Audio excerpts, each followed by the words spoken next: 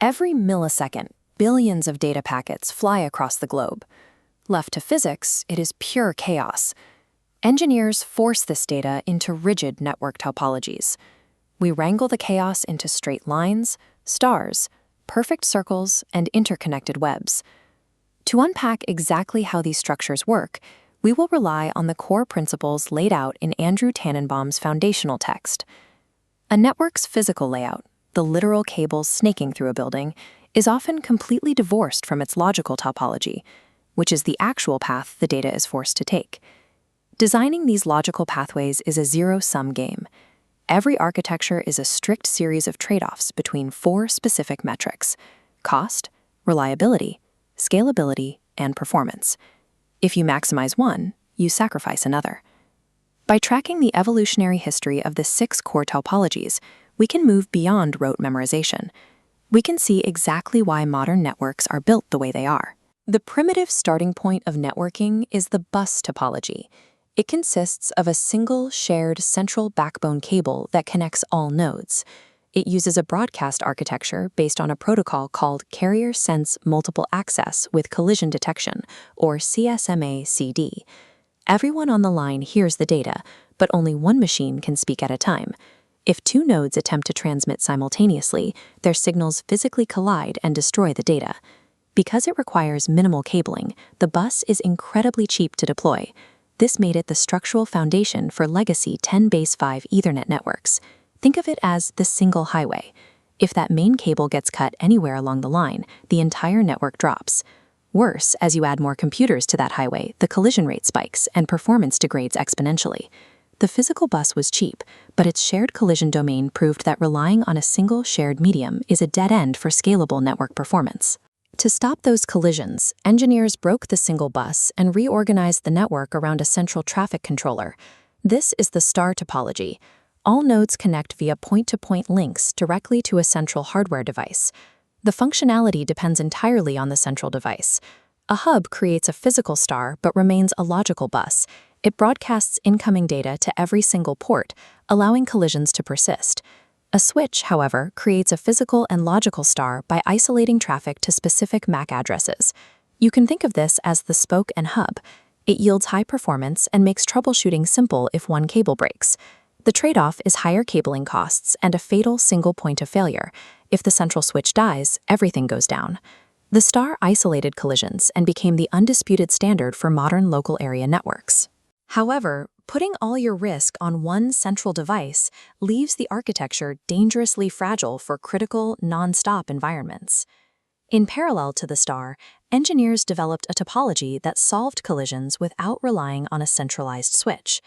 The ring topology connects nodes in a closed loop, forcing data to travel in exactly one direction. Under the IEEE 802.5 standard, it uses a token medium access control protocol. A node is strictly forbidden from transmitting anything unless it physically catches and holds that orbiting empty token. We can call this pass the parcel. Because only one token exists, performance is entirely deterministic. There are 0 collisions, making the ring incredibly stable even under heavy continuous load. The flaws, however, are severe. A single node failure severs the ring and kills the network. Adding a new computer requires you to temporarily break the loop, causing downtime. The ring offered a brilliant logical solution to data collisions, but its physical fragility and inability to scale easily made it obsolete for daily office use, pushing engineers to seek an architecture with ultimate redundancy. If single points of failure are the enemy, the brute force answer is the mesh topology: connect everything to everything. Data traveling across a mesh uses algorithms like link state routing to actively evaluate the network. It calculates the shortest or most open path through an overlapping web of nodes. If a link drops, the packet instantly reroutes down an alternate path without dropping the connection.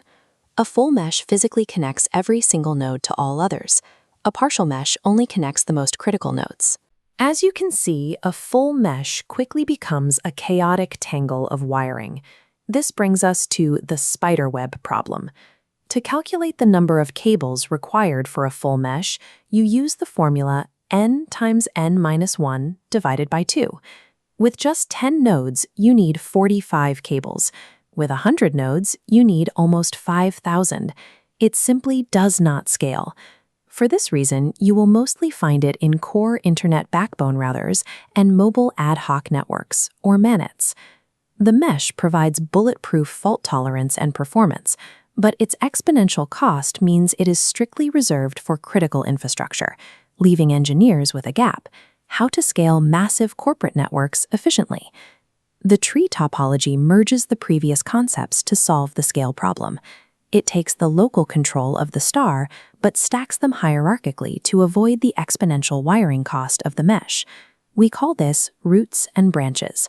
A central root node sits at the top, cascading down to distribution switches, and finally terminating at the access layer nodes where users connect. The critical logical rule that makes this work is the spanning tree protocol, or IEEE 802.1d. A tree is often just a physical mesh that has been logically pruned by STP. The protocol disables redundant links to prevent catastrophic broadcast loops while keeping backup paths in reserve. This allows you to segment and scale a network almost infinitely. The main risk is structural.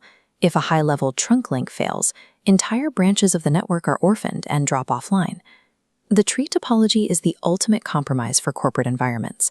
It enforces strict logical discipline over physical chaos, allowing for manageable building-wide scale. In the real world, no single pure topology can scale globally. To achieve that, you have to stitch disparate shapes together into a hybrid topology. A hybrid structure merges two or more different topologies, like a star bus or a mesh tree, to fit an organization's exact geographic and financial constraints. Think of this as the Frankenstein. It gives you infinite flexibility and targeted resource allocation. You can spend heavy budget on a bulletproof mesh for the core routing and deploy cheap stars for the local edge networks. The drawback is massive complexity. A hybrid network is difficult to manage, design, and secure, requiring advanced routing protocols like OSPF to translate traffic smoothly between areas. The hybrid topology proves that network architecture is an exercise in practical evolution. When stitched together at a planetary scale, the hybrid topology is the physical realization of the Internet itself. This matrix maps the 5 architectures against core constraints. For cost and reliability, bus is cheapest but breaks on a single failure. Mesh is expensive but bulletproof. For scalability and performance, ring chokes when expanded, tree scales infinitely, star offers the best middle ground. The golden rule of network engineering: there is no objectively perfect topology. There is only the correct topology for specific budgets and risk profiles. Let's test this logic. Calculate the number of links required for a full mesh topology with 8 nodes, and explain why it's rarely used for edge LANs. You should immediately recall the n times n-1 over 2 formula. 8 times 7 is 56, divided by 2 is 28 links. The cost of running 28 distinct cables for just 8 computers rules it out for local edge networks. Next, explain the difference between a physical star and a logical bus, providing a hardware example. A hub creates a physical star with centralized wiring, but it still broadcasts data to all ports, leaving computers in a single shared collision domain, exactly like a bus. A switch solves this. Finally, how does the spanning tree protocol convert a physical mesh of switches into a logical tree topology? STP actively monitors redundant physical links and logically disables them, preventing infinite broadcast loops while maintaining an active path to the root switch. Remember to always match the topology to the engineering constraint. Use the star for local control, the mesh for critical fault tolerance, and the tree or hybrid for massive internetworks. These topologies serve as the physical scaffolding of algorithms, evolving as a practical response to the physics of data.